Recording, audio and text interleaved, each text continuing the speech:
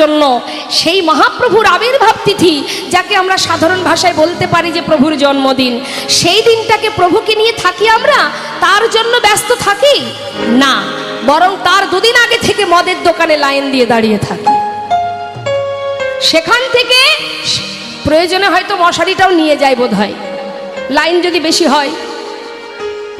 সেখান থেকে মদ্যপান করে রাস্তাঘাটে আমরা পড়ে থাকি, মারামারি, কাটাকাটি, হানাহানি, পেপারে তো দেখাই যায়।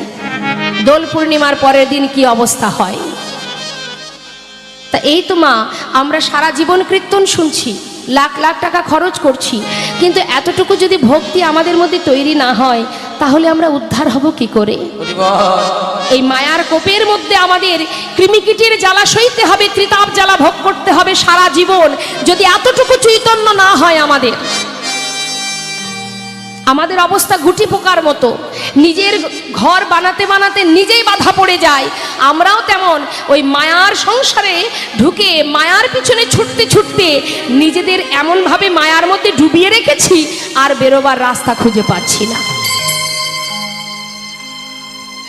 তাই আমাদের কলিহত জীবের জন্য করুণাময় দয়াল তিনি এসেছিলেন সেই দিন, ওই দোল পূর্ণিমা রাত্রে। তার জন্য দুফোঁটা বাড়ি বরিশন করা আমাদের সেদিন উচিত, তার কাছে কাঁদা উচিত, প্রভু উদ্ধার করে নাও তুমি, পাষণ্ডকে উদ্ধার করো, কলিহত জীবকে তুমি উদ্ধার করো। তাই রাম ভক্ত তুলসীদাস বললেন, গৌরস গলি গলি ফিরে সুরা বৈঠল বেচায়, গাভী কো দোহে কুত্তা কপালে বাছুরি রেহে যায় ভোখা। গাভীর দুগ্ধটাকে দহন করে নি, বাছুরকে খেতে দিই না। বাড়িতে বিদেশি কুকুর পুষি, যার জন্য 24 ঘন্টা ঠিক ঠিক পরিষেবা দেওয়ার জন্য মাইনে করে লোক রাখা হয়, তার জন্য এসি রুম থাকে, তার জন্য সমস্ত কিছু ব্যবস্থা থাকে। আর যে মায়ের 4 সন্তান 5 সন্তান, সেই মায়ের শেষ জীবনে জায়গা হয় ওই বৃদ্ধাশ্রমে। চোখের জলে বুক ভাসিয়ে কাঁদে মা, নিজে না খেয়ে সন্তানকে খাওয়িয়েছে, নিজে না ঘুমিয়ে সন্তানকে ঘুম পড়িয়েছে, সেই সন্তান মাকে রেখে আসে বৃদ্ধাশ্রমে, চোখের জলে তারা বুক ভাসিয়ে কাঁদে। আমাদের বনগাঁতেই আছে বৃদ্ধাশ্রম, অনেক মায়েরা সেখানে আছে। তাদের কাছে গেলে আপনি স্থির থাকতে পারবেন না, তারাও তো সন্তান মানুষ করেছে।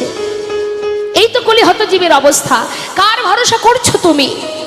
যখন তখন সে তোমাকে ত্যাগ করে চলে যাবে।